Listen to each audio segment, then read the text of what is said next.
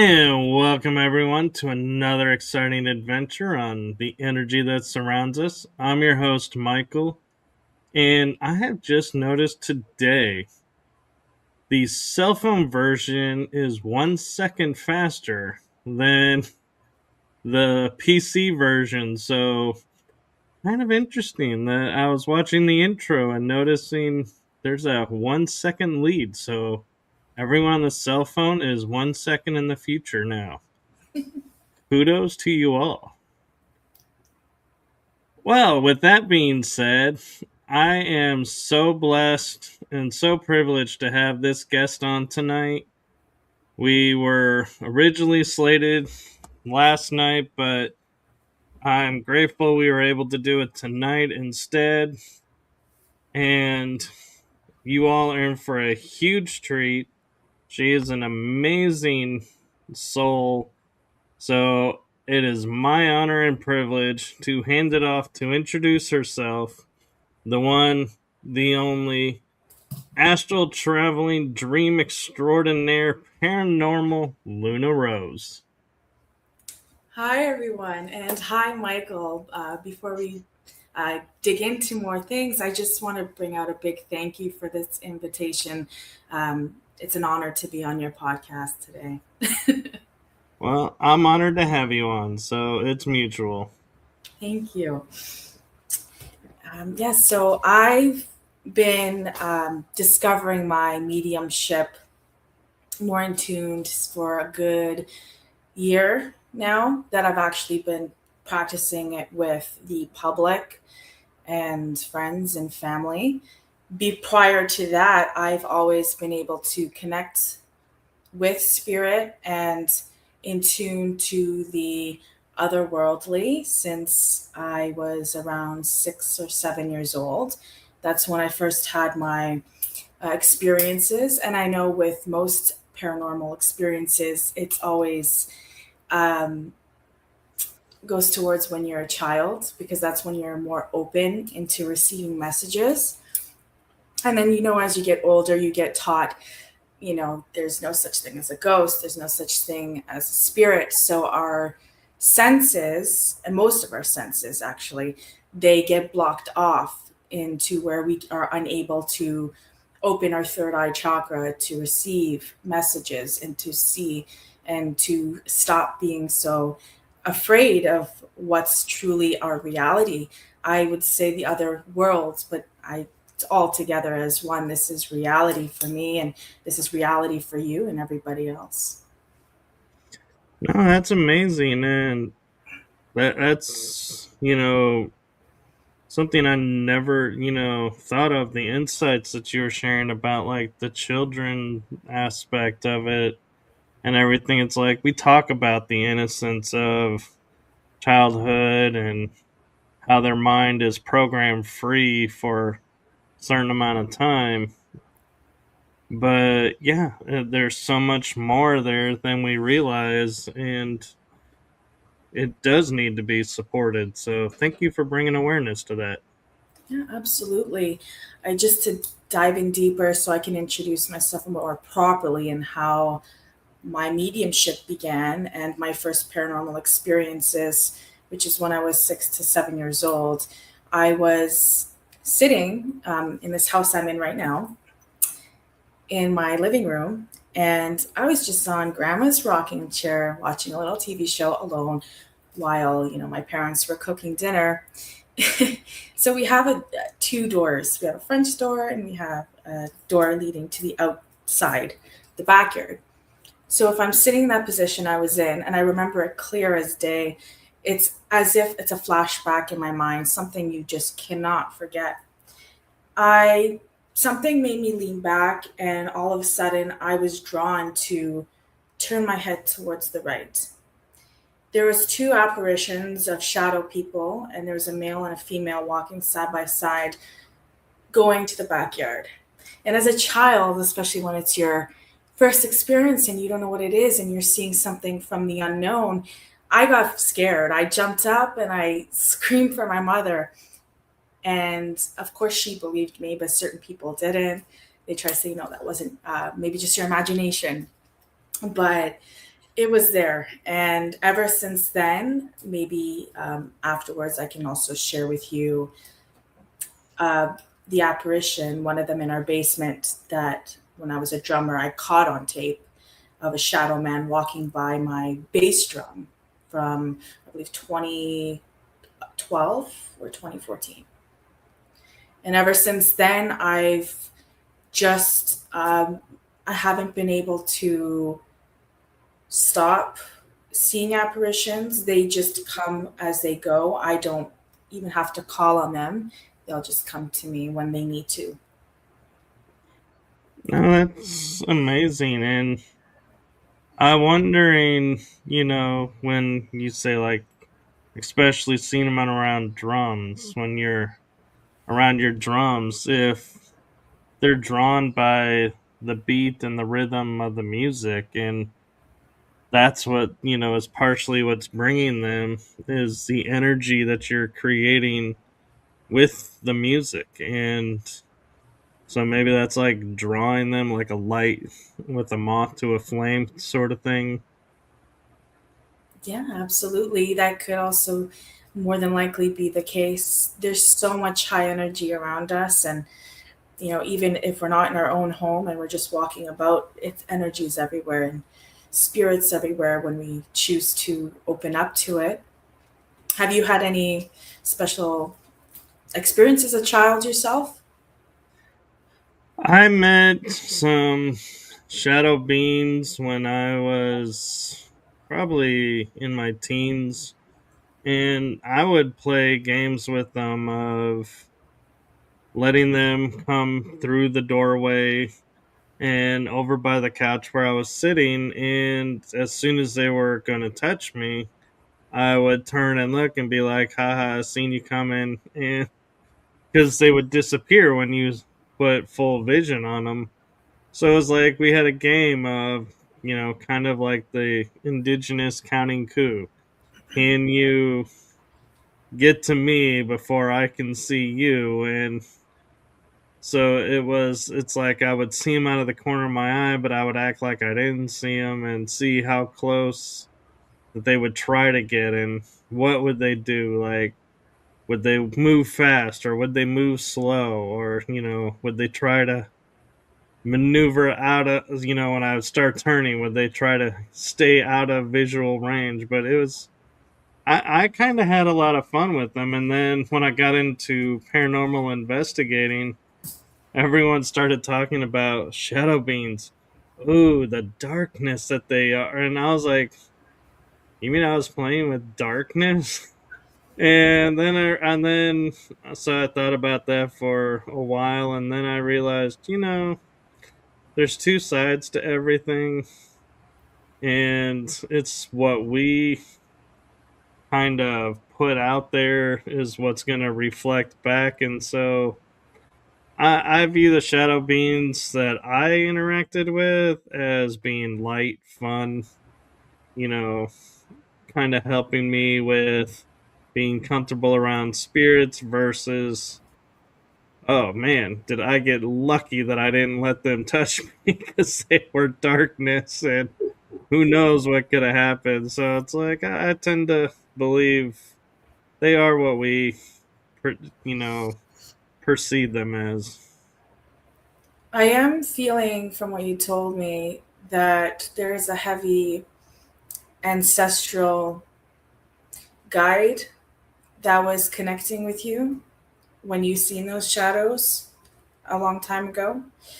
I was also seeing something to do with a past life and just a lot of maybe some certain shadow works from that past life brought into this life that may have been uh, unworked on. Interesting. Have I worked on them since, or am I needing to go back and work on those? That's part of the journey, your journey, why I'm what I'm seeing for what you're here for. You may not know it yet, but there's certain things that you're doing and you're on the right path. I'm seeing you're most definitely on the right path. So those shadows that you were seeing, as you were telling me about them, those are your ancestors, your guides, and they're leading you on the right path as you're intended to be on.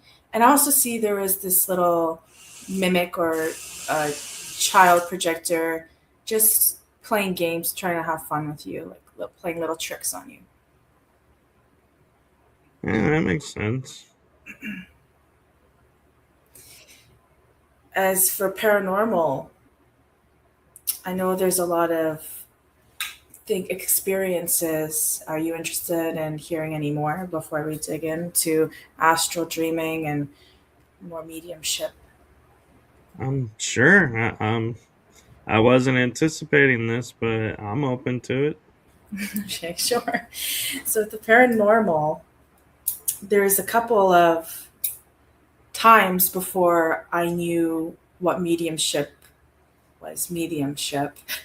I was driving into the back roads, and I seen a vision crossing, like a human had a white shirt and black pants crossing the road. And I turned the car around, made a U-turn to go back to see if this was an actual person walking. Apparently, there was no person there. So I was 16 years old at the time. And this was before a really big transformative change has happened to me within that following new year that was upcoming. And I looked online because I couldn't get it out of my mind. And there was a young, amazing soul, rest in peace to this person, that did, however, pass away on that road. So I was being told many messages and that I had to dig deeper and try to find a way to reach out to their loved ones to let them know that this person's still there and thinking of them. And I was 16, and this incident happened back in 2007, so I would have been 7 years old. Wow, that's a long wait. It most definitely is, and it was quite a shocker. It was quite a shocker, and from there, I started realizing there's no getting rid of this. There's nothing I can actually do to, just let it go. I just have to, something you have to live with. And I used to fear it most of my life. I've been afraid for many years. And just within this past year and a half to the year, I've been able to grow and not be afraid of that unknown, and just to embrace it and to that accept that this is the journey. No, that's really powerful, and thank you for sharing that, because a lot of people, I think, look at all the mediums out there and seeing where they are today and are like, oh, they're always been that way, because look at how comfortable they are and this and that, and they don't realize it wasn't always like that. And for some, maybe it was, but for some, like you're saying, it was like not the most pleasant unfolding, and had to come to terms with some things. And so I think it's always comforting when people share that part, because other people that may be struggling are like, oh, so it'll get better. Okay, maybe now, I can start to push and maybe embrace it a little better, or be like, nope, still don't want to do this because still not comfortable with it, and she wasn't comfortable with it either, and so it'll happen when it happens, and it's totally up to them. But there is some, I think at times we like to think everybody that's in tune had the perfect, like, upbringing to unfold this, and how they're sharing it, and we don't want to think, oh, they had to go through this too. We don't think about that. Sometimes we just have to go through we all go through transformation. Sometimes that transformation really hits home, and you realize where your true home is, despite what anyone else's beliefs may be. It's always within yourself what you see. Right.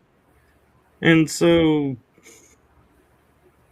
what, like, was it like for your, when the mediumship kicked in? I know you said you weren't comfortable with it when it first started, but was it like somebody just showed up and you're like, oh, this is a thing?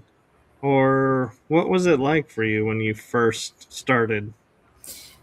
When I first started, and before I met a wonderful lady and a wonderful group of people who are through Love and Lights, um, I knew for some quite years that I was able to do mediumship. I just never dwelled into it or tried to, when I would summon in a respectful peace, love, and light way, to call upon spirit or to help the public. That's my cat. Not a ghost. Before I would dwell in, sorry about that. There's a special friend that I met within this past couple of years since 2023. And I've only known him for a good year and a half before he passed away.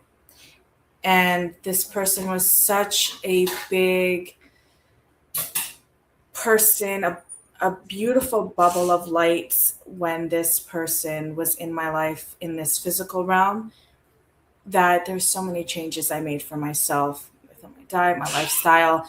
And other than that, when this person, and he was highly, highly spiritual being. So when he passed on, I feel like he led me into, so I went on TikTok. And I was really depressed for a good whole year when he was passed away. He was someone I would always go to, someone I would talk to, like a mentor. And I went onto TikTok. When I was on TikTok, I came across this lady and then another lady. And I just was just seeking for comfort within myself, because even though we're maybe mediums, there's so many mediums that connect with other mediums. And it brings a lot of comfort. And I was introduced, she gave me a reading and it was 100% accurate. And I told her how, I've always been able to attune with the spiritual world and the unknown, and to connect and to see and to feel and to hear. And I got connected so randomly with a wonderful group of people in the States that is also worldwide, with so many members in it. And it feels like family, and it's one of the most comforting things yet. And that's when I started to learn more how to use better protection and opening up prayer and protecting the people I'm doing mediumship for, and just my overall self and space. And then I started my first live video on Facebook to do mediumship for others who may join in. And I didn't think at first anyone was going to join in. I just wanted to do it to see if there's any energetic pull, if there's any messages that come through. And I sat there and I did get quite a bit of people that came in. So I started with one person, then I did at least 2 other readings that first night on my live video. And they all were happy and everything was very accurate. And I was just I felt so surprised, but it's this fulfilling, it's more than an emotion. It's this ball, you can't even explain it, that just lights up a fire within me. And it feels so warm that that's my purpose of life. Part of my purpose is for helping others and to be the light and to spread the love and get messages across. Because without being able to do that, as I mentioned earlier, with an experience I had in 2016 where I was so drawn to that apparition and to Peter's story of this person who's no longer here, from a complete stranger to a spirit I did not know. It's like a burning sensation you feel in your chest. And when you send off that message and you receive it and you communicate, that all goes away and you just feel uplifted. It's an amazing, it's not a euphoric feeling. It's a feeling that there's been work done And that was the purpose, and helping that go more into the light or unfinished business of what may have been stuck here. And it's just like it's not like a duty that you have to do. So ever since then, I've been continuing to do live videos. I've been a little bit busy this year, but I try to go on when I can. And when I get the feeling I need to go on, I don't just go on just for the fun of it. I go on for meaning and purpose. And on the side of that, I do enjoy watching other paranormal investigators do their thing. No, that's wonderful. And I'm kind of curious. It's like, I feel like I know the answer, but I feel like it's something that needs to be said and addressed because a lot of people don't think about is when you started your mediumship and started opening yourself up to everything in a safe way, what impact did that have on your viewpoint of like the afterlife? And did it change your viewpoint of death and the afterlife? Or did it just reinforce it and you're like, yeah, it was a blessing to have that validation? So I was never afraid of the death itself, just the things that could just enter. So when I learned about the protection, when I learned about how to do things more properly from other experienced mediums who've been doing it for many, many years, then that really changed a lot of my viewpoint of life and the spirit world and how we see death, how we even see our physical presence here on the earth. Because now when I see people, I see wonderful souls walking around. And sometimes, even if there's a soul that may be of a lower energy, I still see that their journey has that purpose of whatever it is that they're doing, that they're growing from. And it's taught me a lot about not to fear the other world, not to fear certain guides or ancestors or whatever it is that's trying to connect with us, and instead to be a bit more vigilant, more open in connection while we protect ourselves to communicate and finding out the truth of what the real message is. And that's also what a very special friend told me. It's the truth is always finding out what the message is with anything. No, I agree. And so I'm kind of curious how all of this your interests unfolded. Was it paranormal started it, and then dreams and astral travel kind of mixed, and then mediumship came about? Or is it a different order? And do you feel there's a reason behind the interests and how they unfolded? So there's always a reason for anything that does unfold. And I'd say when I was young and when I first started seeing the apparitions, it wasn't every day, but whenever it would happen. Eventually, as I grew older, yes, I was fearing of when I would see them because I didn't fully understand when you're a child. You know that it's a ghost, and you think that they're supposed to be scary. And after I grew up in a religious household as well. So being around a lot of that light, I also had a lot of experiences visiting many friends or family members at funerals from a young age. And I know some parents, they don't, like my cousin, for instance, his parents never brought him to a funeral at a young age or opened him up to that. So I know some kids aren't opened up to those things. And I was one of those kids who were opened up to it at a very young age. Sometimes, sorry, cousin, if you're watching, part of that fear would stem from, when your cousins play games on you. And no bad intent here, no bad message.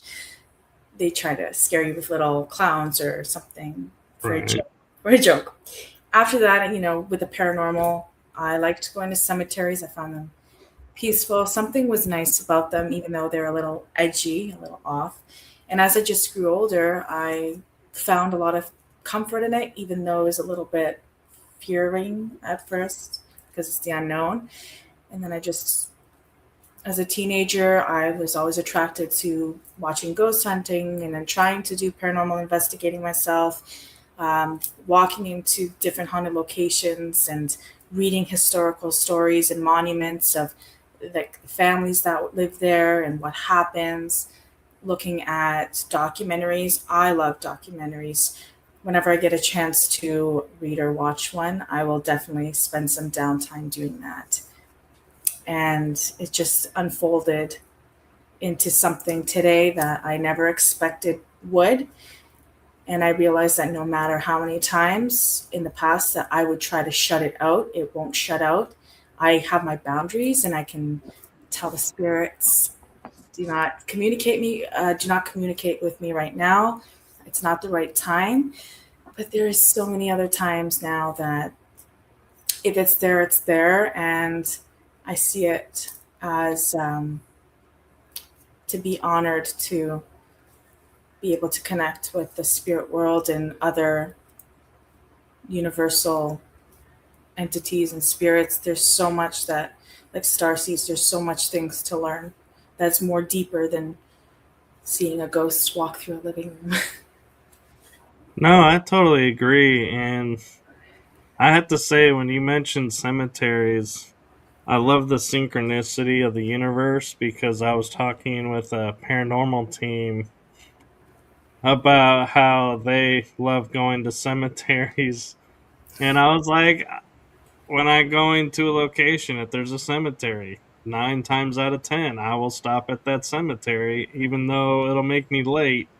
Because I'm like, nope, I gotta check it out. And I like to walk around and look at the symbols on the tombstones and look at the years to see, were they a veteran or were they, try and figure out what kind of life path that they had. And so I love that you have that as well. And actually, here they are. The Lone Star Mystics is who I was talking to about the cemeteries.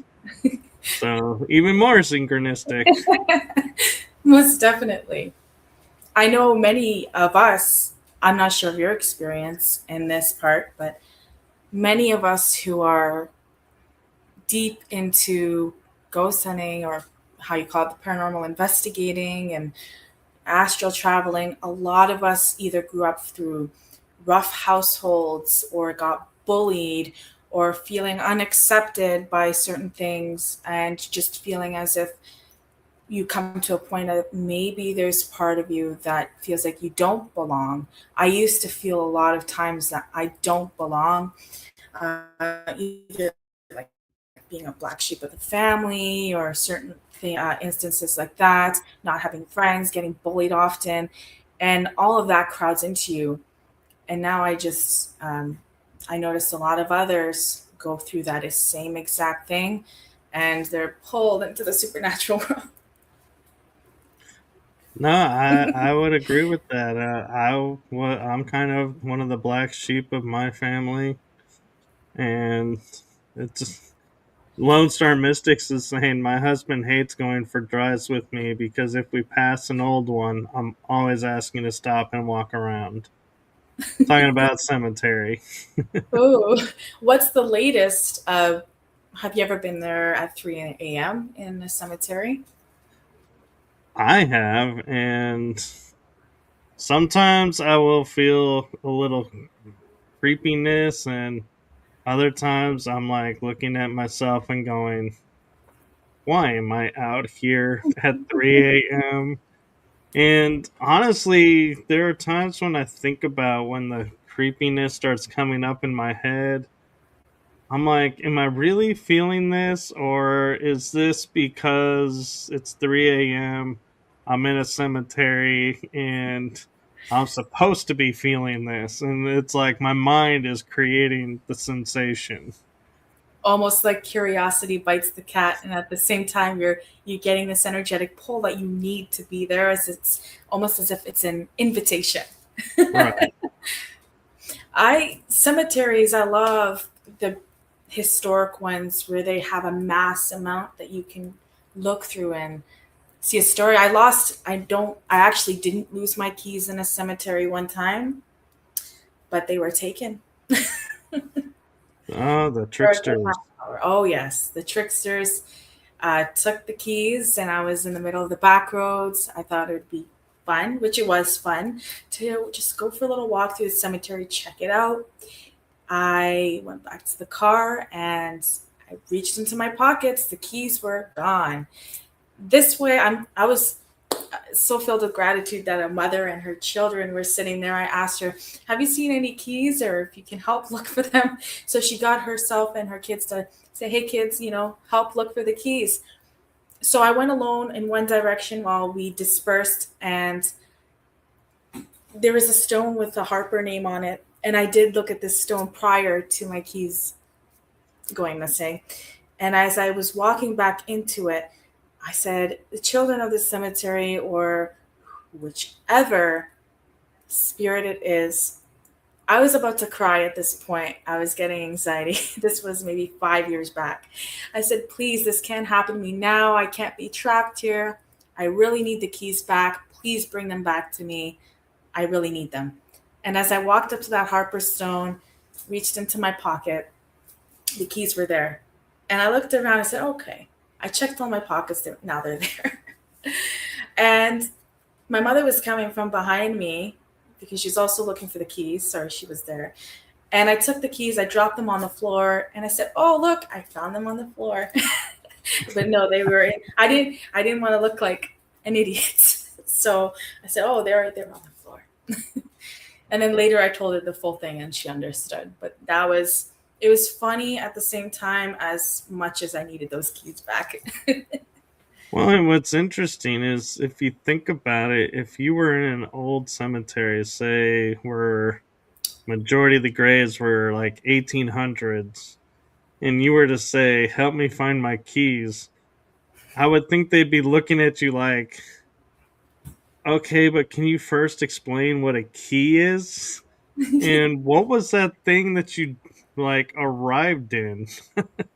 I would think there'd be so many curiosities, but it's interesting that they were like, "Yeah, we'll help you get your keys." Like they knew what they were. It's like, They knew. It's as if they truly knew. And there was also a schoolhouse that used to be there, and a bunch of children spirits that would play tricks too. So I asked each one, "Please bring them back." They did. hmm. So I have an interesting theoretical question for you, and I'm not looking at expertise or anything. I'm just looking at your opinion. So everyone, before you get upset, this is all pure opinion based on experience, individual. But so let's say you were in 1700, 1800 cemetery section, and you're like, "Hey, where's my keys or where's my phone?" And they go, "Oh, it's over here." And they know. Would it be because the energy that they're in, they've become all knowing, and therefore they understand what we're looking for and talking about? Like the fact they understand our English, even though it's not their English, versus everybody else's opinion of it's amazing that we're able to communicate because they're like 1700s English and we're 2020s 2026 English. Not the same English, as much as people will be shocked to hear that. In the spirit, in the other frequency of the world, there's no time. But in the physical world, and I know you probably know already that only in this physical world we live by time. I feel with what I see is with spirit is when someone is a spirit, they can see and travel and everything that's around them. They know it's energy. They can even spirits from way back, as you're mentioning, can connect through our laptop, connect through a cell phone, and interfere with that frequency on the energetic level. It is energy, and they can also see what it is in this earth, what is currently around, and at the same time they're living back in their time frame, but it's like time traveling, and they can time travel and they can float and fly wherever they choose to do. So when we're connecting with their energy comes in, and then they just swoop down and they can just interfere. So when someone's saying, hey, where's my cell phone, where's my keys, that energy, the spirit took, they knew they took something, and they're playing tricks. So they would know that this is what this person's asking for back, which would sounds like it would make sense that way. It's as if I took the hat off your head and I don't know what a hat is, and you say, "Can I have my hat back?" I already have it in my hand, so then I would, or I would just let you lose it.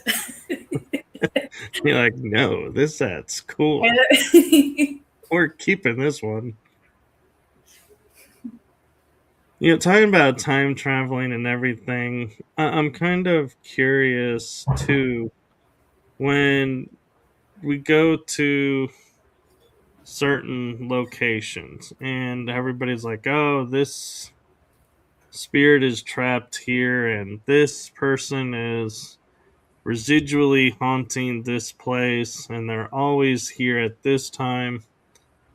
I often wonder, are they really a residual haunt, or are they living their life and the veil breaks, at that point to where we can see them, they can see us, and the fact of, there's no like vocal exchange, so to speak, that we can pick up is like, we're shocked to see them. I'm sure they're shocked to see us. And so that's why there's no like words being said, so to speak, is because what would you say if you're all of a suddenly, like, let's say, cooking dinner and you look up and you're like, who are these people in these weird clothes looking at me, and why are they looking at me? But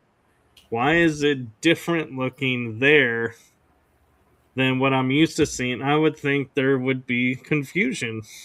oh, most definitely. I know even so with other spirits of families that would reside in a household from a long time ago, when there's, think of maybe an Edwardian house, one of those old Victorian beautiful homes. And in today's day and age, sometimes with the development, depending on the location where this house is situated, demolition or something happens to this house, or huge renovation.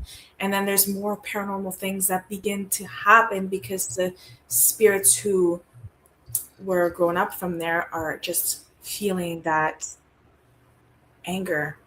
And it's amazing how they can feel so many things and connect in that way. No, I would agree. And I'm starting to wonder when we go into our sleep state and we astral travel. That is more to me the real world than here. It's like we're free, we're able to do what we're, meant to do and able to do. But then now I'm thinking, actually, I just literally started thinking this as a paranormal investigator. When we're looking at these locations or cemeteries and tapping into the energy, are we actually tapping into the energy there, or are we sort of being transstated into the astral and we're seeing that? Like their timeline. Is it Right. time traveling to their timeline to connect with them, and they're wondering, is that your question? And they're wondering who we are because they've never seen us. That, and is that why we have so many different types of haunts, like residual or intellectual or, just happenstance, so to speak, because of the level in which we're able to enter the astral plane can determine how the experience goes. By that I mean, let's say you and I, we're really in tune with the astral, we feel at home there. So we may have an intellectual conversation with this entity there. But somebody who's like, hey, I don't know how to get on the astral plane. Oh, I just fluke got on. Oh, I'm seeing someone and they're not talking or engaging, so we go, oh, that's residual. So that's what I'm meaning. What I see is that it takes our energy and it also takes their energy, and we meet halfway. Usually there's spirits that, as they say, that are still roaming here are disconnected, and some don't even know that they're supposed to be across into the other world and that they're confused. And I also see there's a choice, since spirits and us, we all have the free will. Either they get stuck in their timeline and stuck from a traumatic event that happened with unfinished business. And I see so many other scenarios that it's either that, or sometimes they know that they're no longer physically here, but they choose to be stuck in the trauma. It's almost as if we're holding grudge on a person and want revenge on somebody, but we're stuck, even though, for example, yeah, we're sorry, but you move on. But someone is still holding that resentment and you're holding that grudge. It's almost as if the spirit is just holding that inside from that event, and they're feeling like they're unable to move on, even though they're moved on, but they're not in the light where they should be of peace, because it was a choice for them to stay where they are. And Right. for our energy, when we go to a haunted house or a cemetery or a bridge, wherever that may be, and we travel to their timeline, they're also traveling to our timeline. So we're crossing the bridge and we're meeting halfway to connect, and then we have the full story, or we have half the story, depending on what spirit is going to tell us, or they just show up without saying something. And then it's us, we're figuring it out. What is it that they're trying to show us, trying to tell us, trying to lead us to? There's a lot that goes into it. I hope that helps.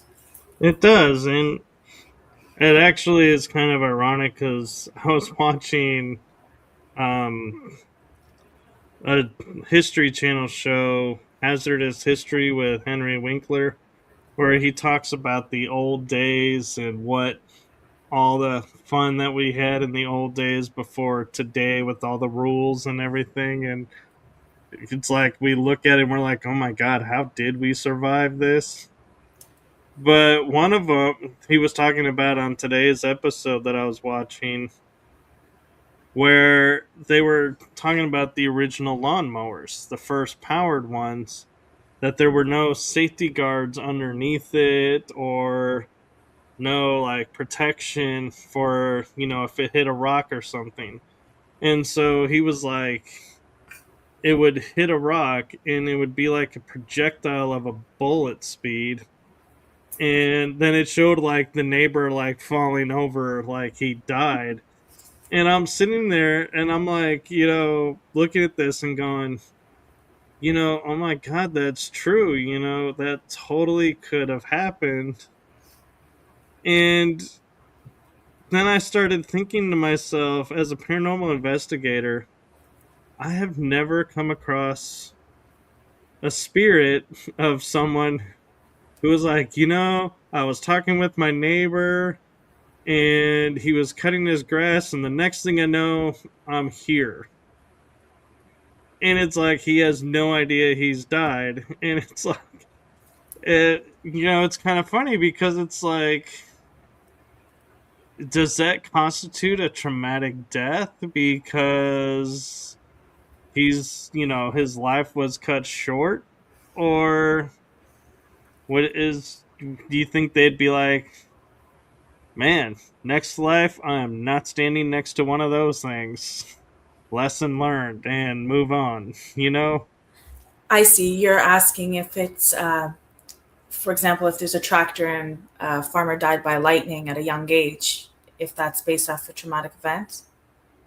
Well, I'm just meaning like it's amazing, all these things that there are so many deaths that have been attributed to, but yet as we paranormal investigate, we don't come across them. And so it seems strange to me. It's like, why, if a rock with a lawnmower is like getting shot, I would think, hey, we should have come across at least one or two of these because people have been cutting their grass. But we don't really. And that just surprises me. It's like, do those souls just say, hey, I guess I was unlucky to be out there enjoying my tea or lemonade and unfortunately got that rock? Or what? I'm just curious, if you have a thought of why those don't seem to be as frequent as other locations.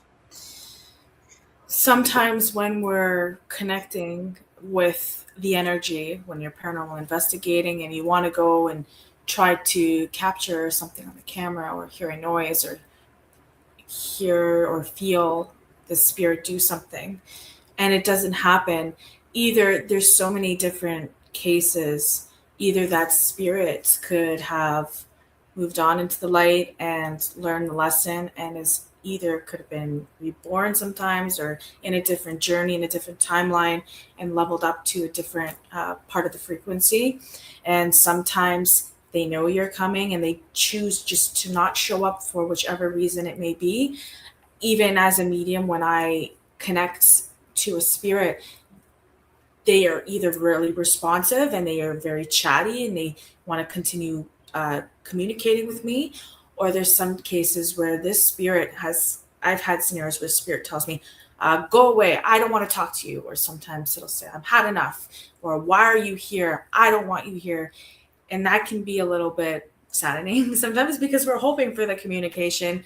We try to sometimes we expect something out of it, especially when we're bringing a message or we're trying to find something, especially in your case as a paranormal investigator and you're looking to communicate and capture evidential things on video and camera. And sometimes also they know there's a camera there, they know there's something there and they just won't show up, or there's a team of people, because I'm pretty sure so half the time if someone goes alone,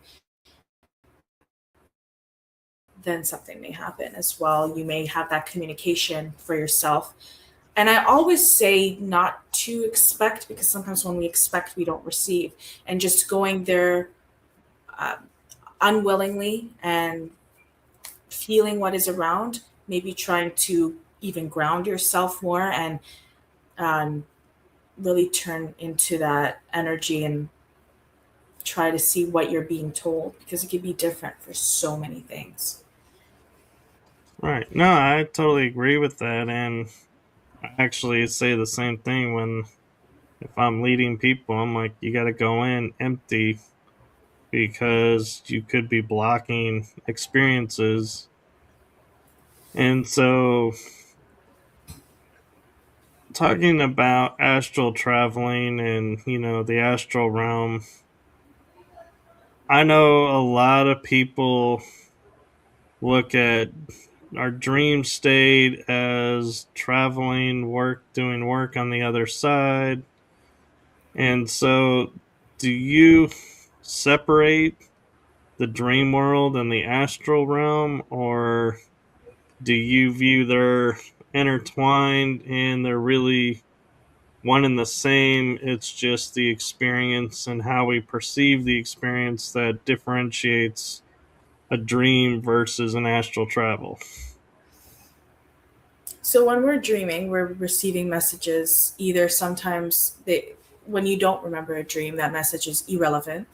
And when you really remember a dream, there's a message entwined into it. And it's also part of that astral traveling because we are dreaming. And once we become more aware of that, we can expand our inner consciousness and I just say fly or float further to where it is you're going. And once you're more aware of it being ourselves into the other side of the frequency, we can start to learn to take charge again and take control of the visions and take control of where it is and who it is we choose to see and what to do.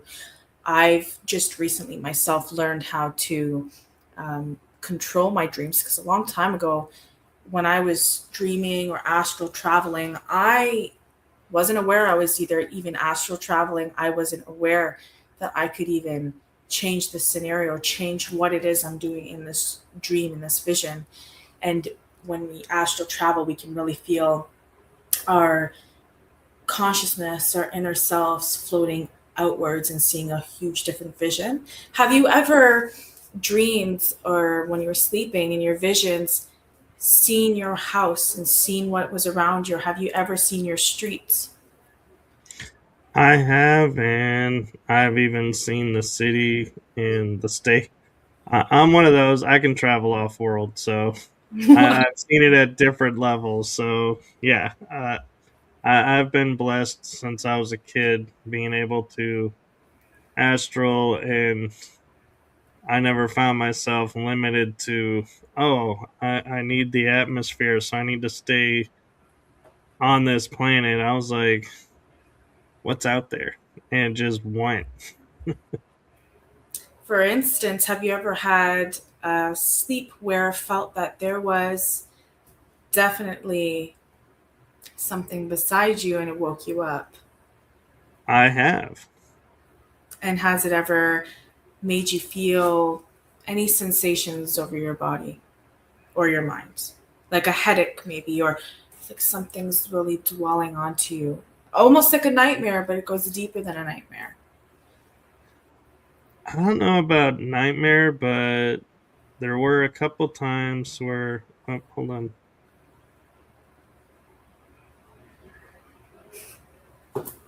Sorry, I thought I was gonna sneeze, and I didn't want to sneeze into the microphone. We'll just say bless you. But a couple of times where I would wake up because I would feel like somebody was next to me, and I would just turn and be like, "Okay, there's nobody there," and then I would just lay back down on my back and be like, "Okay," and then I would roll back onto my side and be like, "Okay, back to sleep. But we'll just whatever, you know." But there is that moment where I'm on my back, like, if nobody's there, what was there? Who's wanting my attention? And where am I being summoned somewhere? And so that's where I think I go back to sleep. Is I'm like, oh, am I being summoned? In which case, I need to go back to sleep because if they're needing help and I'm in the wake state, it ain't very helpful. So I need to get back to sleep. Sometimes it's always, I don't know if you ever ask for protection before you go to sleep. Sometimes I do, sometimes I don't myself. Uh, but I find that it's so important, especially when we're opening ourselves to the astral world, even though we can control what we're doing, but sometimes we don't always divulge into what we're going to happen to be in that night. And even if it's something, maybe a nightmare or something's a little scary, we can always try to find the message through it while also having that consciousness of whether that is something bad trying to connect with us or something of the higher good. And usually you'll always know which path it is by how it makes you feel when you push the fear aside and you really kind of look into it. Talking about dreams and astral, I have a question for you about something that happened to me quite recently. So I don't know if you're comfortable going there because Go don't ahead. really know me. Go ahead. I I'll write just notes.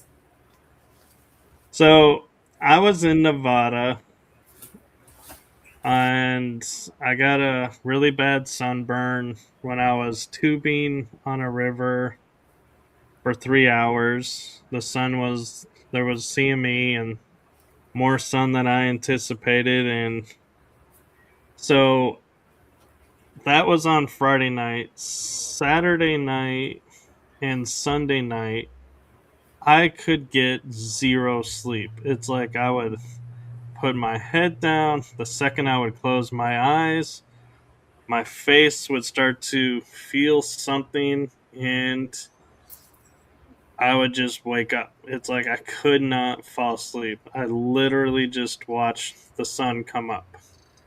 And so I was just kind of curious what you pick up if something was keeping me awake, or was it really just the sunburn and just wasn't prepared for the sun, the intensity of the sun and to be as badly sunburned as I was.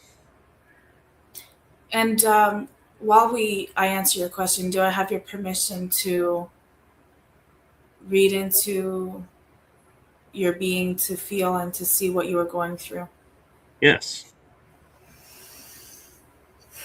Thank you for asking.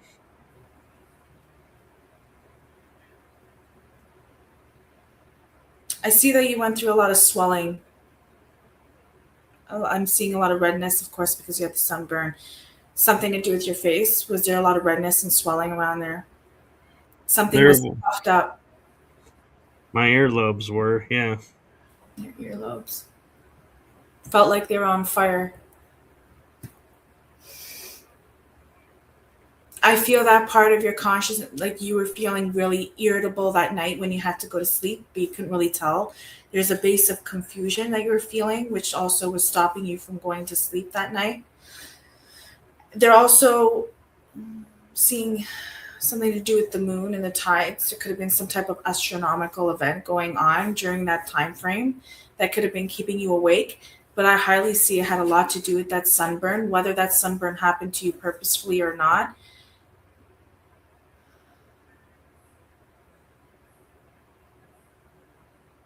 Were you given any type of, through that night while you were awake and you couldn't sleep? I feel that it happened more between, I'm seeing I'm seeing number three. I don't know if that resonates with you, but I'm seeing number three anywhere between not even 12, but after midnight, between 6 a.m. before the sun came up. Was there any type of message, anything that you may have remembered that happened to you that night? Something you were feeling in your mind, or feeling that you weren't alone? It's interesting you say Something not that was around feeling, you? yeah, not feeling alone, because I felt like the first night, something was trying to get in to my system and I wasn't having it. And so it's like there's a battle, it felt like, to determine who's going to get through. And I was like, you're not getting through. But they're like, yes, we are. During that time, was there in your life, though, during that time in your life, was there something you were also going through that you were dealing with? Um, well, I lost my mom recently, so somewhat going through that still. And I was meeting people for the first time, and so hanging out with them. I'm seeing, because what I'm seeing as well is flames. The first word I got to my mind was fire, flames, which is why you got that sunburn also. Not just by bad choices. It was a mix of both. poor choices of enjoying too much fun in the sun, but also at the same time, the sun sent you, um, the world sent you that sunburn. Whether that was, and I had a message from you from your guide saying that there's, for you to take note, lesson is in the flames. And you seem to be a really fiery person inside. And if there's anything I say that makes you feel uncomfortable or a little too personal, let me know and I can stop since we're on a live video. I'm happy to always continue that for you later on. But I do see their message is lesson in the flames, and your symbol is flame, and it's funny to me because you're a Pisces, aren't you? You're a water sign. I am a water sign, but I do carry a lot of heat. Yeah. So depending, I'm seeing a lot of scribbling going on. Sometimes your mind seems to maybe race, but there is that big event that happened to you. Getting electron. I don't know. I have to see. I have to figure out what these codes are going to mean. I have to dig really much deeper into this. I do see highly that this sunburn did bring you a lesson overall, even if it just happened because of a bad choice. But there was a lesson in the flame. Whether that is because you're dealing with the grief and your mother's always by your side, or whether it is that you're dealing with the grief and maybe that fire is showing that you have that little bit of that anger inside. Maybe there's something you feel guilty about. Maybe it's not within your loving mother, but with something else. I'm not going to dig too deep because we're on a live video, but No, does that I, resonate? yeah, I think I know where you're going with it, and yeah, I can agree with that. I'm just, I have a lot of codes going on for you right now, and I will, if you're comfortable, I can briefly show it. There's the Okay. fire, there's the flames. It's really scribbly. I'm just going to show it just so people know we're being authentic here. I know that looks odd, but yeah, there's the lesson in the flames. So when you feel the heat again, and I feel you'll also have something, another event coming to you, and that's also part of the lesson in the flames, and you'll learn through that. And the flame is growing. So when a flame starts, it can grow and grow and grow. So your fire is burning, but it's not just through anger. There's also a lot of love in your heart and a lot of growth, and you're going to grow into this fierce, transformative fire of a light being. I'm totally okay with that. Well, thank you. That actually helps a lot because I would hear myself as I was talking to my friends and going, yeah, this Nevada sun is apparently a lot different than the Texas sun that I'm used to, and there was something odd about the sun because of the intensity of the burn. Because I've never been burned this bad before, no matter how many hours I was in the sun, and so yeah, I was even sensing then that there was something odd about the burn. So that makes sense. Did you ever try to ask what it is that it may be, why you had this sunburn, why you're feeling the way you do? Because if you have a lot of heat generating on your superficial layer on your outer body, then there's a lot going in within as well. Not a fire doesn't always necessarily mean bad. It also means there's a lot of love or passion or a lot of things that are going on emotionally burning up inside you. Yeah, I could see that. I I have several friends that are going through things, and so it's like I'm feeling a little bit of I want to help, but I gotta keep myself back because I'm not a fixer. So I'm like I gotta let them go through what they're going through, and sometimes some things get communicated off. And like I had a friend who I reached out to around this, and she was like, "Oh, I thought you were upset with me because of this," and I was like, "No, I was being respectful of the situation you were in," and so it was like, okay, we got to clear the air there, got this, and it's like I have a lot of things in the air. Some are mine, some are others, and just trying to keep my head up and being like, this is mine.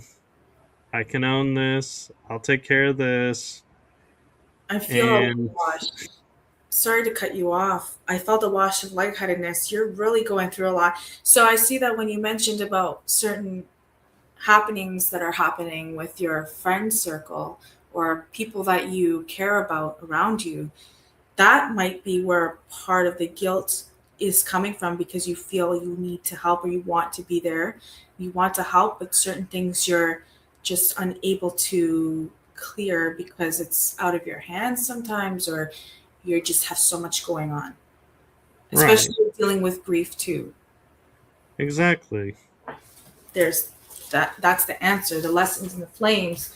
So that part of it can also be for you is with the lesson in the flames as you're growing into this wonderful being of light and you continue to transform in your journey and you want to help as many people as you can. Sometimes we have to be there for ourselves while we can also spread that ripple effect to help the other people that we truly love and care about.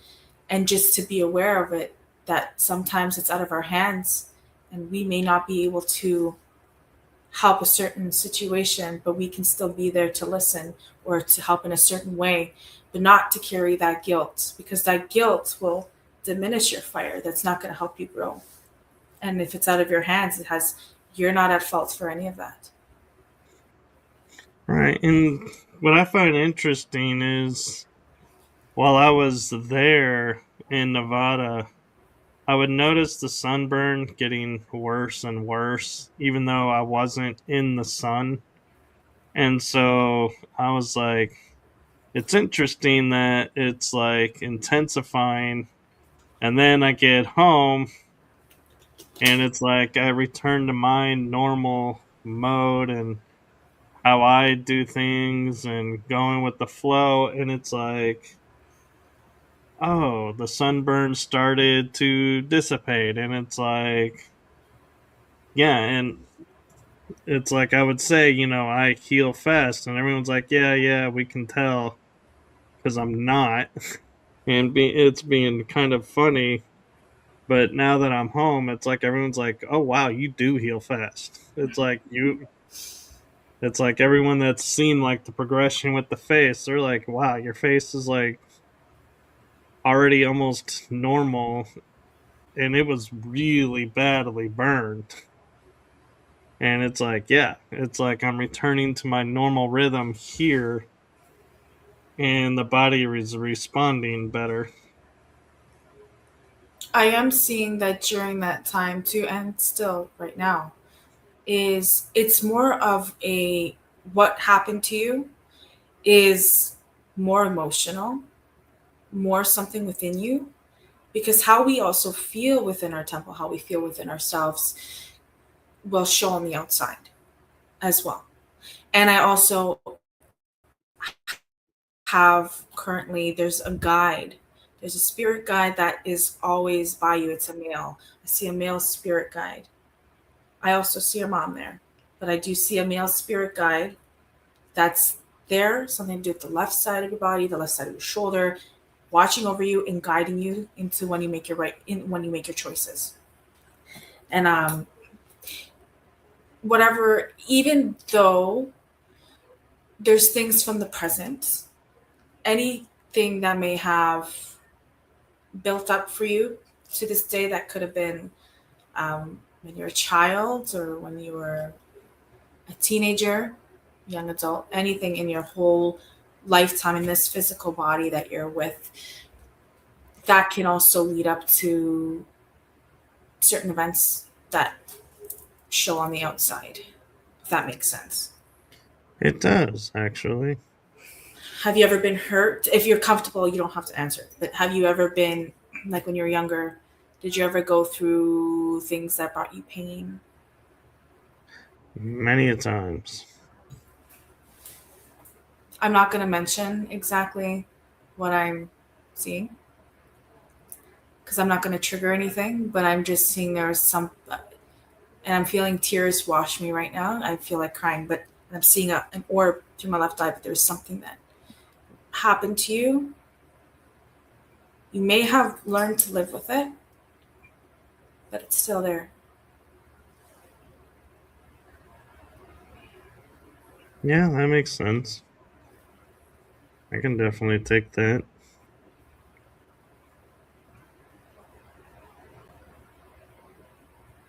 I just didn't want to get too deep with that, but that could No, I also. appreciate that.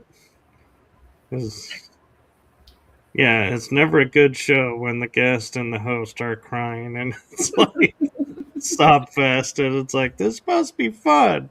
What But it's also happened? a release. It's also something good because now you can be more present and aware and to grow from that. So it's a wonderful thing. It is, and I have enough to where I can like piece together where it's going and what's coming up and some stuff that I've been toying with in my mind of trying to figure out that I'm like, yeah, I think I got it now and I think I know how I'm gonna progress with it and take it step by step. And so thank you. You're most definitely welcome. And out of another coincidence to hear today, here, folks, as we talk about the sun and sunburns, I happen to wear the sun on my sleeve, so there must be some meaning to that. Yeah, Um, but yeah, astral traveling and dreaming and mediumship, paranormal, everything is just so entwined. It's the same world, we're just on a different level, and there's different ways of traveling and things of the unseen. very true. And if I'm not mistaken, you do art as well. I do. And you did a phenomenal job on the thumbnail. So Thank you. I was like surprised. No guest has ever like taken the thumbnail that I sent him and said, "Hey, well, what do you think of this one?"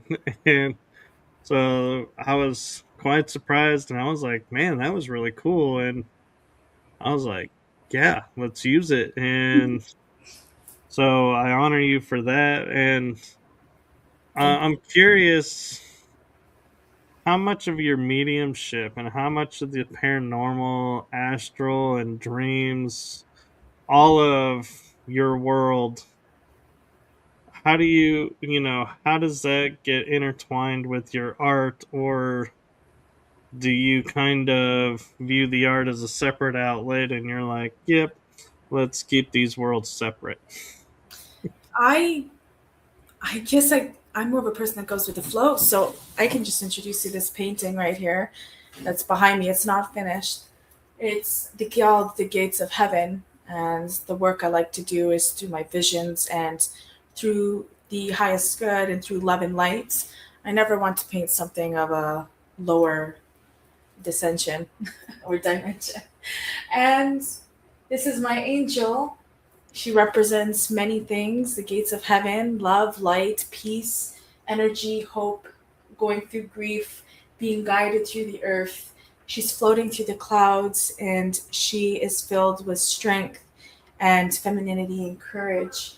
And she is just there as a beautiful light piece that's just sitting there and blessing yourself as you go to sleep or bringing more energy of goodness into the household. I can definitely see a lot of you in the angel. Thank you. This is my first angel piece. Actually, I haven't actually painted an angel before, and it's my first piece that I've ever done that was at this length of a size. I also like to do art of nature, and I love painting. I like drawing caricatures. Sometimes I'll draw people's faces, which I'm getting more into. But when I draw the visions, I just draw what makes me feel good, what I see, either that's spiritual or not. But everything in this world is spiritual. So I'd say even the palm trees and the dolphins that I do, or the mirrors I create, have a piece of life in them. Which Oh, I feel that everybody's artistic ways have life in them. that's very true. And I gotta say, for that being your first angel, I'm in awe because it's like the second I saw it, I was like, even before you pointed it out, I was like, that's a cool angel painting. I would never have known it wasn't done. No, it's not done. I'm actually going to add some gold foil pieces to make it shine more. Once it's done, I'll definitely tag you in it if you'd like. Sure. I'd love that because, yeah, that's an amazing piece. And I love the detail in the wings that it's like I'll show you closer. definitely, it's like it's not the feathery like they show you in the church viewpoint, but you can definitely tell it is a wing. I'd say the wings were probably the most, other than the feet, were the most challenging part. A little bit. But then after a while, I just kept adding and adding. But it has so much more work in life to give it before it's completed. No, I gotta commend you. That is a really incredible piece. I started it last year, actually. I know it's been a long time. I've done so many other mirrors and paintings, and once I get into it, I can't stop, and I just keep going. No, that's the way it should be. You know, it. I like to operate in what I call the divine time. And if something takes me 10 minutes, it takes me 10 minutes. If something takes me 2 years, it takes me 2 years. It's whatever timing it's meant to be. And so don't ever sit there and go, oh my God, I'm never going to finish this because it's already been a year. Don't ever look at it that way. Just look at it as when the time is right, that's when it'll be done. Don't ever rush it. No, rushing isn't good.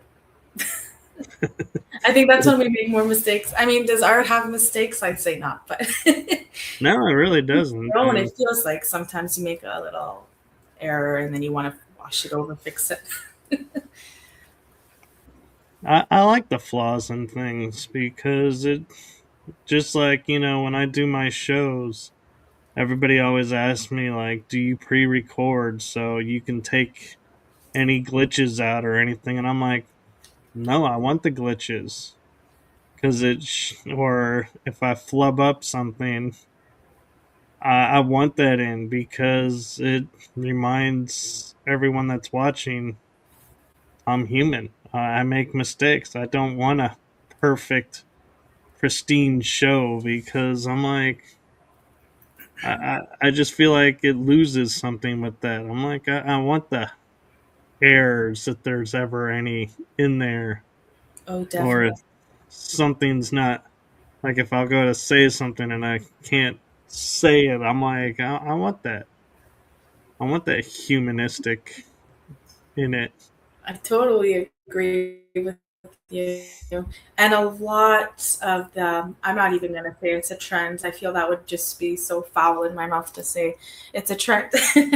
But with all the AI stuff going on, people are leaning towards seeing more hands on art because people are getting so tired of the AI. And you can never tell if something is real or not on the internet, of course. No, I agree, and I almost think it's kind of humorous in a way to hear you say, because the AI art is like still considered the new fad, and for you to say people are getting tired of it, it's like, wow, that was like a short fad. It's like For some things, literally I feel just like launched. like the art behind you, that's beautiful. I love the dragon and the UFO and the wolf and the mountains and the clouds. I think sometimes AI can help you with certain things or give you a good help to an idea if you're having trouble or stuck on something. But it's also wonderful to be able to just encode with our divine timing when we get those answers to finish a project. So we Yeah. can And continue as the beings that we are to use our minds and to strengthen that.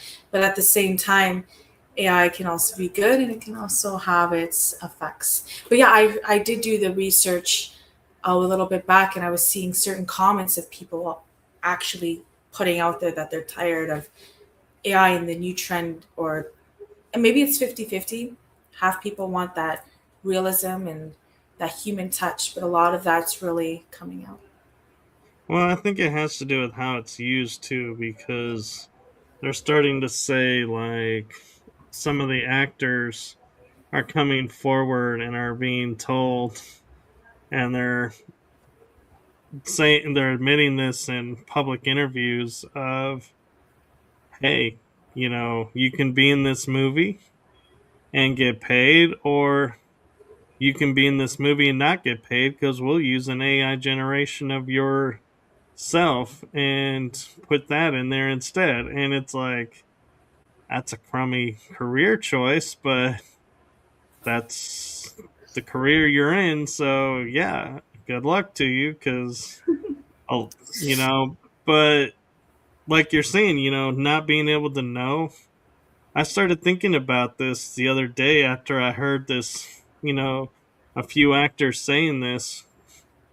When we go and say, I loved this actor until he did this movie. And in this movie, he was just downright awful. And now I go, well, was that because that was an AI version of him? Or was it bad writing and they did the best they could with it? I don't know. But it's like, it begs the question now. Some of these really great actors that have these one in a million flops. I mean, yeah, nobody's perfect, but if it's AI and that's why it flopped, then there's a reason for that. And will it continue, or will they sit there and go, nope, we can't use AI because the movies are not the same? I'm also wondering, since we're talking more about AI and through this whole show tonight with the paranormal, how is the paranormal feeling, or if they notice when they could, because the paranormal, when we talk about it and when we connect to spirit, sometimes they connect through us on many times through a radio or a TV or a phone or laptop, like any electronic device. How is the AI going to interfere when we communicate with the spirit world? Because that can easily manipulate into demonic energy if we really think about it. And we need to be more aware of what we're connecting with. No, I totally agree. And Into my I'm, mind. I'm always like, I have actually found myself lately trying to use less technology and more of the natural body senses. Like when I investigate, going, what do I feel? What do I sense? What do I hear? What, all my senses firing in this moment. What's going on versus, oh, I got this on an app. Look at what they said. And I'm like, I don't know. Did they say that? Or is that AI? And so I'm like, yeah. And so it's kind of interesting, you bring that up because I've like kind of unofficially, like without even thinking about it, started using less and less. Like if I do use tech, one of my favorite tech pieces is cat balls. And it's like hard for AI to manipulate it, but I'm sure it could find a way to manipulate it if it wanted to. And I wonder if that will even have spirits, because when spirit connects to us, it takes a lot of energy, just as it does for us to connect with them. And even when they go through the electronic devices, because I know there's stuff in the electronic devices that maybe makes it easier for the energies to get in, to connect, to interfere. But with the AI or anything superficial that's progressed, it's just having me wonder even deeper if anything you get through that will be more difficult when you communicate. So, as you mentioned, it's best to do things more naturally, other than those EVP machines, EMF readers, if you have Are you one. talking about the K2s? Yes, I believe I am. I don't have any. I'm trying to remember the name. The one that has like the five colored dots on the top? Yes, those ones. Yeah. Other than those, because I know so many, especially the young generation, when you're a teenager or whatnot, and you're on a cell phone, you download those Randonautica apps, or there's certain apps that people download to get words. And I hear that actually comes from a radio system. Sometimes it's just random words that spurred out and may not even be accurate, even though it can be interesting. But you it's something you really need to be careful with. And I tell a lot of people that if you Yeah. use it, be very careful with what you do. So I was excited when I got my first Ovilus, and it was a device that was supposed to be for EVPs.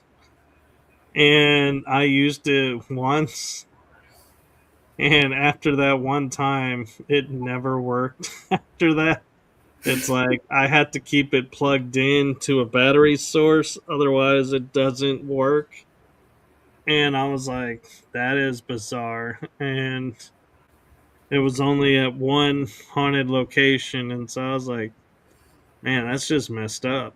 But then it was like I also started realizing, you know, the Ovilus has a certain amount of words built into it. And so, yeah, it's going to cycle through the words. So, is it really active and communicating? I don't know. But there are some apps that I've used, and I'm like, yeah, no, this is completely random. Yeah, I'm going to stop using this. And there are some that I will turn on occasion because I'm getting like full sentence, and I'm like, this is different from anything else. And what is, does this sentence pertain to something? And I'll always look at the log of what came through and be like, if I'm separate from someone, be like, hey, does this match anything for you guys? And if they're like, yeah, actually, I'm like, cool. So our guy was talking to you over here, over here, and they're like, well, that's interesting. I'm like, yeah. Or if it pertains to nobody, I'm just like, okay. And I just turn it off and I'm like, yeah, nothing's there. And I'll just play the game of 20 questions again. And I always will laugh with people when they ask me, like, what's the, best way to describe if you can do paranormal investigating or not. And I'll go, I just kind of chuckle and I'll raise my head up and I'll be like, so if you can talk to yourself for like 15 minutes to 45 minutes, having a conversation just with yourself and asking questions to yourself, you can do paranormal investigating. And they're like, what? I'm like, yeah, see, that's how EVPs work. We talk to the air, we wait for a response from the air, we act like we got a response from the air, and we ask something else or go deeper into something. And I'm like, all of this is based on maybe getting a response. And so it's like, yeah, if you're going to sit there and start laughing and being like, nope, I cannot have a conversation with myself like this, yeah, you're not going to cut it as a paranormal investigator, because that's what we do a lot is we sit, and quiet with just ourselves. And God, just listening to that right now makes me think, how are there not more of us in a nut house? I don't know if you've ever, how about I actually don't say this? No, we're not going to bring any ideas to the live chat here. uh, while you were talking, there definitely was an energy. I don't know if anyone else in the room noticed, but we definitely, or at least your end, was staticking, and then your voice wasn't in sync with your lips when you were talking. So there's definitely something trying to come through, something connecting as we speak. That actually happened to you a couple of times. And speaking of that as well, has anyone noticed if you are on TikTok or if you ever watch videos on there? I don't know, Michael, if you use TikTok, when you're trying to film a video, so if I'm in the gym and I want to film a workout or something, I notice even other people's videos, their faces, as if when we're seeing each other right now, our faces are more stable unless the connection's off. But on TikTok, I noticed, maybe certain other apps, I haven't realized of that yet, the face warps. It starts to move, and it's like if your mouth is like this, it goes like a different wobbly, as if there's a different effect to the regular camera, and it wasn't there before. So I wonder if that's part of that AI trying to take over into manipulating our faces when we film videos and stuff. It's just something, a food for thought. You know, that's interesting because most videos I watch are like pre recorded stuff or like people singing. So I'll definitely keep an eye out. I used to Huh. do little clips like promoting what's coming up for the week, and I just got so busy it's like I forgot to do them and just kind of stopped doing them. But what was funny though, as we're saying, how you were seeing, there was one point where you like almost looked like you froze, but then you started talking, but the words never stopped, and all of a sudden you're like this and go, like you had an entire conversation in like 5 seconds, and then you were like, and I was like, oh, we're back in sync. Yeah, that's definitely energies connecting and pulling through. Even if there's any viewers in here, um, whoever's watching, they may even have an energy trying to reach into us right now. It may not be from our source, Michael, or from my end. It can also be someone in here that needs a message or something's trying to connect to somebody. Yeah. So here's an interesting thing that you'll really get a kick out of is I have a friend who's an evidential medium, and we just recently started like doing a monthly mediumship session where whoever's in the audience or chat room, I should say, gets a reading. Well, we would be talking with people, and like we've done five. Two of them, she has messaged me and goes, "You need to go listen at this time slot." And I would listen at the time, and sure enough, there's another voice in on the like talking, but it's like, wait a minute, neither one of us are talking. Who's talking? Where? And it's like, wow, we're getting an EVP in a mediumship session on a computer. Now that's wild, because it's like that could be coming from anywhere. Most definitely.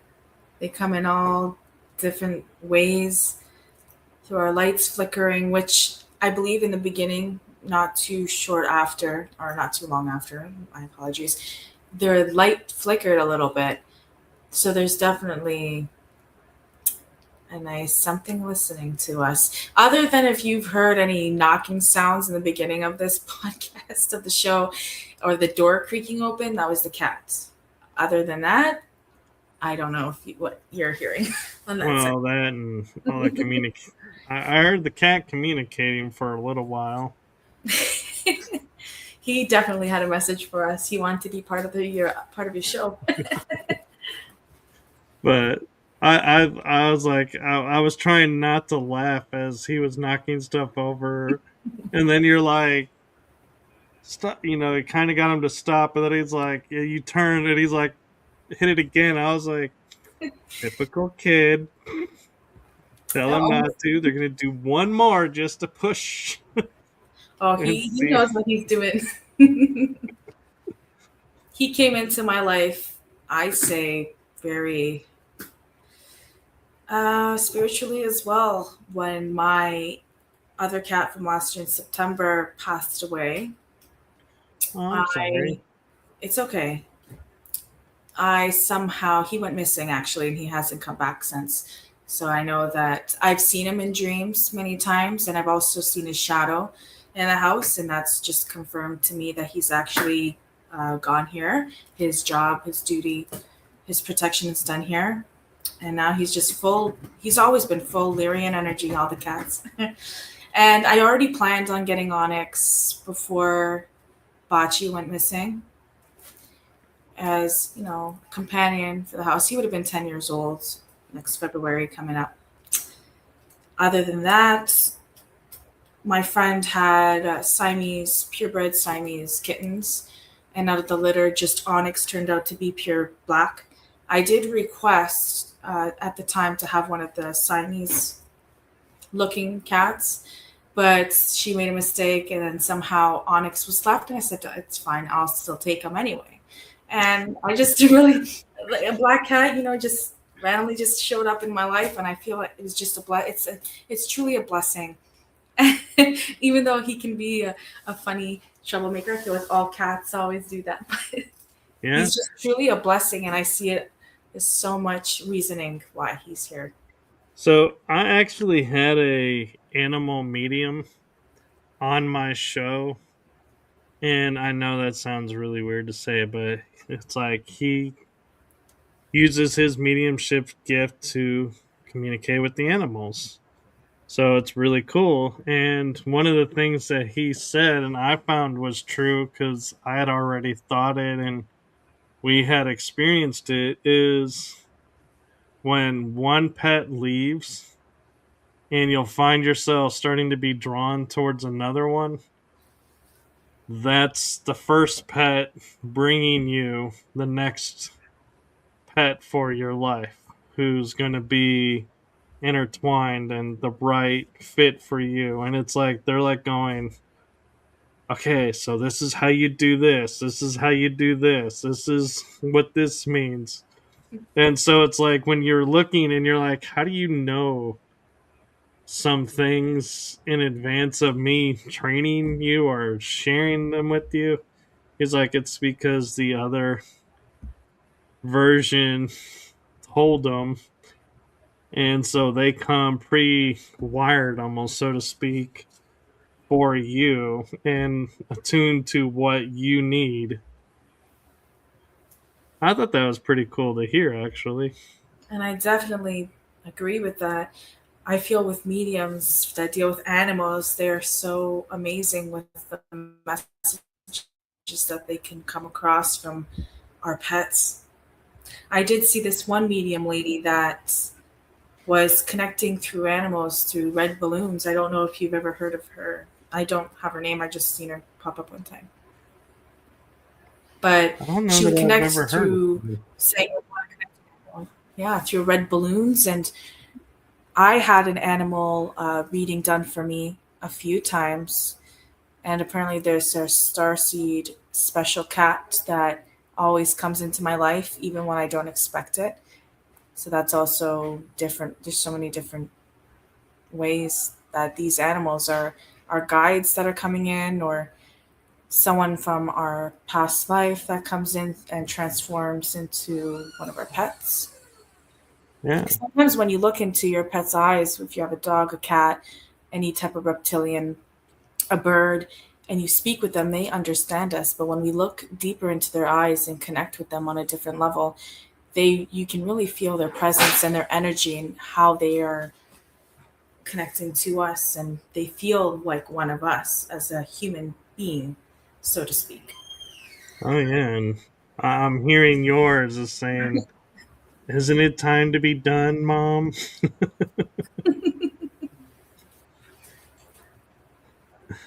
No, and actually, I just looked at the time. As we've been talking about time, just you know,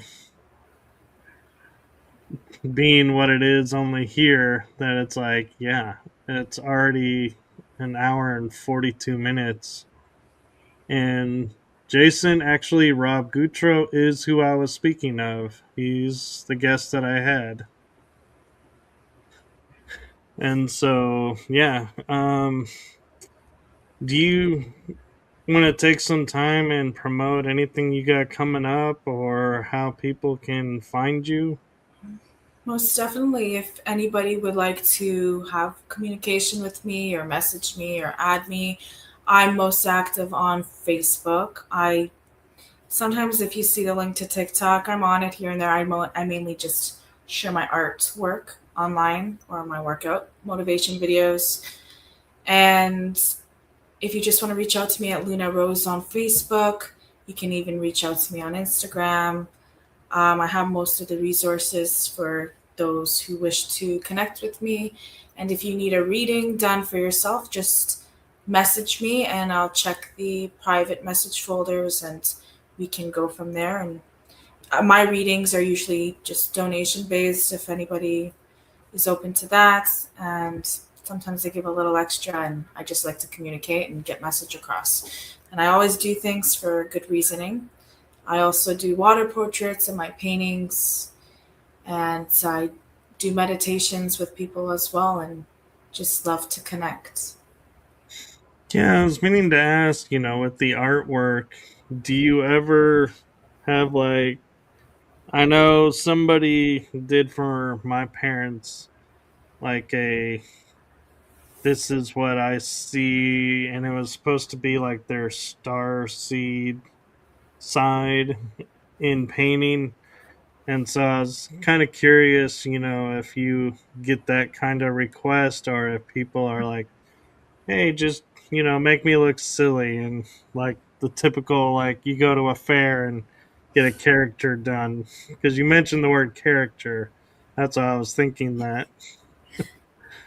Caricatures are something that I'm starting to do, to practice on doing because it's fun. And as for the spiritual aspect, when I do my mediumship reading, something that I just include in it is when I'm connecting to the spirit and I see the vision of who I'm connecting to. Majority of that time, I haven't really had anybody tell me that it was wrong. I sketch out the face of who I'm seeing while I do the reading, and they're pretty accurate. This is what I use this art book for. I have paint drawings in here, or at least one drawing in here. I don't always keep them for myself. I feel that's a little invasive, so I just mail it out to the person if they Wow. choose to have it mailed out to. But I do a full sketch of the face within just within that time frame as I'm talking. So it's a quick sketch. So it's not going to be like the 100%, time consuming art, but it will be a portrait of a quick sketch of that face. It's almost as if you're looking on the news and they have sketches of a criminal or something, and that's Right. sketch. I sketch my visions, I sketch codes, and I also do painting portraits, watercolor of people's faces as well. And I'm practicing on painting animals as well, which I have one coming up that I need to complete this week. I also completed a sketch of someone's daughter that you will find on my Facebook profile that was mailed to her for her birthday. And I'm so glad she was happy because that was a fun gift for her to receive. Yeah, No, I do you're, yeah, things. you're super talented. I'm amazed. And that's one of the reasons why I was so excited to talk with you is it's like, wow, get to know the person behind this inspiring work. And so thank you for that. And in all fairness, as you delivered a message for me, I actually have a message for you. Thank you. Opening to it. From my heart and the heart of my shows to you, thank you for what you're doing for humanity. Thank you for being you. Thank you for standing in your gifts and embracing them. And just, in all honesty, thank you for your authenticity.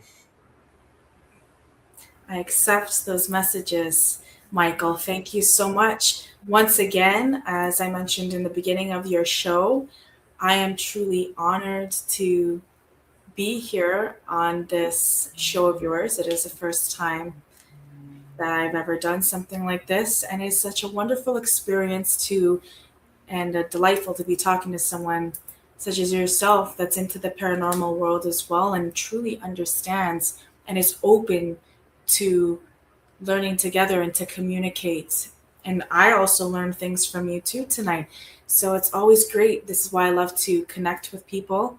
You never know what you're going to learn from someone's story or what they're going through. And I hope the same for myself to others. You're also an inspiration, I'm sure, to other investigators out there to dig in deeper and to keep doing what they're doing because paranormal investigating does take a lot of courage and it takes a lot of strength that many are afraid to do. No, I agree. And thank you for that. And I will say, anytime you want to come on, you just let me know and we'll make it work and we'll find the time that works for both of us. And you are welcome back on anytime. Thank you. I'll be looking forward to that. And before we go, I just want to point out to any new paranormal investigators that are out there, and not to tarnish anyone, but if you ever intend to use a Ouija board, please, I don't entail that myself because I never used one. But if you ever do out of your own curiosity, please be very, very careful. Be safe when you do your paranormal investigations and make sure that you don't treat it as a joke. Because I've seen some people make films and treat it as a joke and they run out of a haunted building. And that's just going to open up so many things that you don't know you're opening into another place without consent to the spirits that are actually supposed to, reside there or whatever it is that may be happening. So always be respectful and gift the spirits back, as they'll also do the same for you. Yes, and I will just piggyback and add to the back of that is when you're done with the Ouija board, close the portals that you opened because, yes, in bringing that out and playing the game, you do open portals. I know it Mhm. doesn't say you do in the rules, but promise you you are. So do make sure to close anything that you open. And as an extra bonus, make sure before you close it, whatever you brought in goes back through so they don't get stuck on this side Oh, most and have to definitely. find another portal to go back. It's very dangerous, and make sure you know what you're doing before you meddle with anything. And I just want to send everybody my love and light. And I pray for anyone that's sick and for anyone going through anything that they're going through to feel this energy. And I send it your way so you can get washed over with unlimited blessings, love, and lights, and keep yourself safe from any demonic energies. Thank you. We can envision that light wash over you and hope everybody has a wonderful, wonderful night or evening, wherever it is you are in the world. And I hope you have a wonderful sleep as well. And I will wish everyone a wonderful week, and we will see you on the next episode. So, good night, everyone. Good night. Thank you.